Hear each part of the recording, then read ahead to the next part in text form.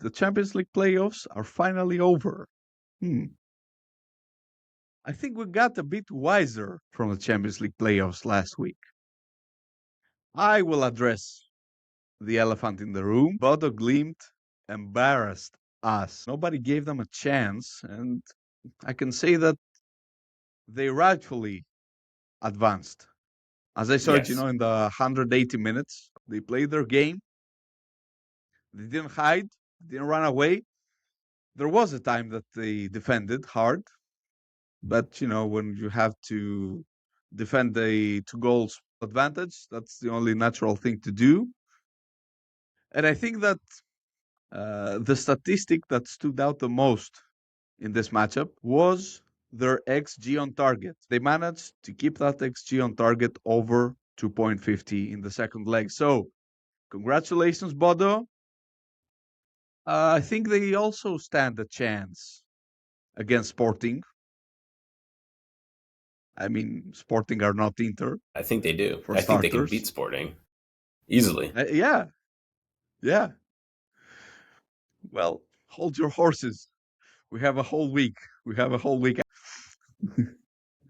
And before we go to your take on Bodo and the other matches, I want to give a shout out to Brugge. I want to give a shout out to Monaco, and I want to give a shout out to Benfica. They were all very valiant. It was a good Champions League, right? Like it was entertaining.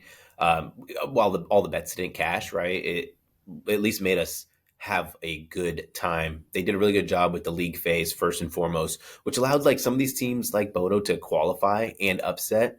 But let's talk about my pick, right? Or my winning pick. Juventus were really good. As a Juventus fan, it was probably one of the most disappointing or depressing situations to be in because that sending off should have never happened, right? Like, Lloyd Kelly's in the air. What do they expect him to do, right? They want him to levitate? Like he has no other choice but to come down in an unawkward position. He won the ball, but they still cash our ticket in the 70th minute, 7 or more corners. So I'm not mad about that. Whatever, we win. Juventus made it fun. Lose in extra time. We could deal with that. Dortmund probably should have done better in that match. They were dominated. We know Dortmund away from home in Champions League has been pretty poor, but Atalanta just jumped on them from the opening whistle, and Dortmund just had mistake after mistake defensively. But it was a good showing, right? Atalanta were the ones who kind of made it feel like Italian football was back because bringing back Bodo against Inter, there were people and pundits, is those people I'm talking about, who were questioning if Italian football is dead. And Atalanta showed that is not dead. Juventus, even in a losing effort, showed that is not dead.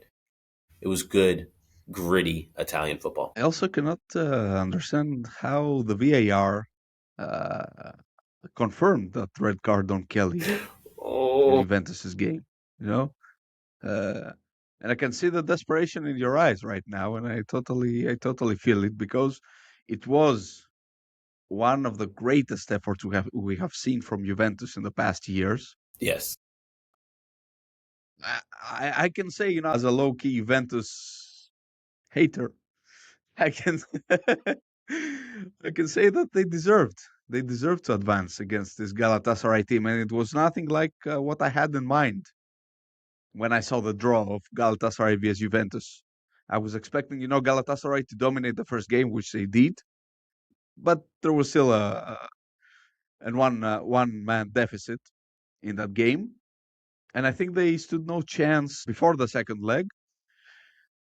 They proved me wrong, but still, Galatasaray are there. They're coming to my Liverpool. Yep. More on that next week.